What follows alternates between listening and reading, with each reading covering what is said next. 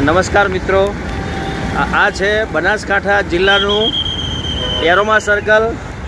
સરકારે આ એરોમા સર્કલને વિકસિત કરવા માટે લાખો નહીં પરંતુ કરોડો રૂપિયા વાપરી નાખ્યા છે, પણ છતાં અહીં ટ્રાફિકનો કોઈ જ એનું સોલ્યુશન નથી આવેલું। આપ જોઈ શકો છો, આવું જે તમને બતાવું છું એ ડીસા હાઈવે, આ છે અમદાવાદ હાઈવે।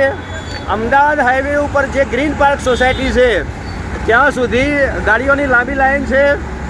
આ છે પાલનપુર શહેર અને આ બાજુનો જે છે હનુમાન ટેકરી વિસ્તાર જેને કહેવાય છે। હવે અહીં પહેલાં સર્કલ હતું અને એ સર્કલનું નામ આપ્યા એરોમા સર્કલ। હવે સર્કલ તોડી નાખ્યું અને વાહન વ્યવહાર છે એ રેન્ડમલી જાય છે। તમે જુઓ કે આ બાજુ ડીસા હાઈવે છે, ત્યાંથી વાહનો ગમે તેમ આવે છે, પેલી બાજુ જે હનુમાન ટેકરી છે ત્યાંથી વાહનો ગમે તેમ આવે છે। અહીં જે લગાવેલા છે, જે આપણે ટાવર જેને કહીશું, બરાબર છે, કે જેનાથી ઓટોમેટિક જે સંચાલન અહીંનું થાય ટ્રાફિકનું, પણ એ તો શોભાના ગાંઠિયા સમાન છે। સરકારના જે કરોડો રૂપિયા છે એ કરોડો રૂપિયા આમાં પડી ગયા છે। આ જે સર્કલ છે એ સર્કલની સિસ્ટમ સુધારવાની જરૂર છે।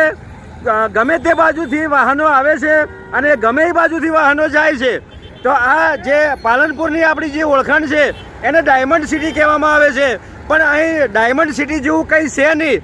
આ નવાબોના શાસનમાં આ અત્તરની એક નગરી કહેવામાં આવતી હતી, પણ અત્તર ક્યાંય દેખાતું નથી। અહીં તમને 4 કે 5 પીપળા જોવા મળશે અને નીચે જુઓ કે કચરો નાખેલો છે।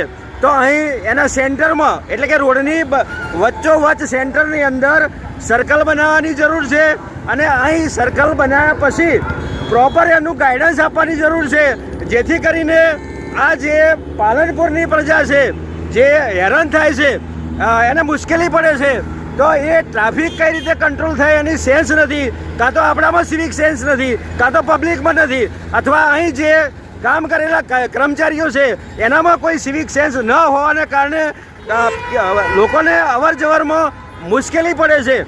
પાલનપુરને આ વર્ષે એક નવી કલેક્ટર કચેરી મળવાની છે, નવી જિલ્લા પંચાયત મળવાની છે અને 18 કરોડના ખર્ચે આઇકોનિક રોડ બનવાનો છે। તો એ આઇકોનિક રોડ બની જશે, જિલ્લા પંચાયત બની જશે, કલેક્ટરનું બિલ્ડિંગ બની જશે, પણ આ જે એરોમાનો પ્રશ્ન છે એ એરોમાનો પ્રશ્ન ક્યારે સોલ્વ થશે એ એક પ્રશ્નાર્થ છે અને પબ્લિક ક્યાં સુધી આની એક આ જે મુશ્કેલી છે એ મુશ્કેલીનો સામનો કરતો। જો અહીં જુઓ તમે, આ એરોમા સર્કલથી જે કંઈ જે રાજસ્થાન તરફથી આવે છે રેન્ડમલી જાય છે।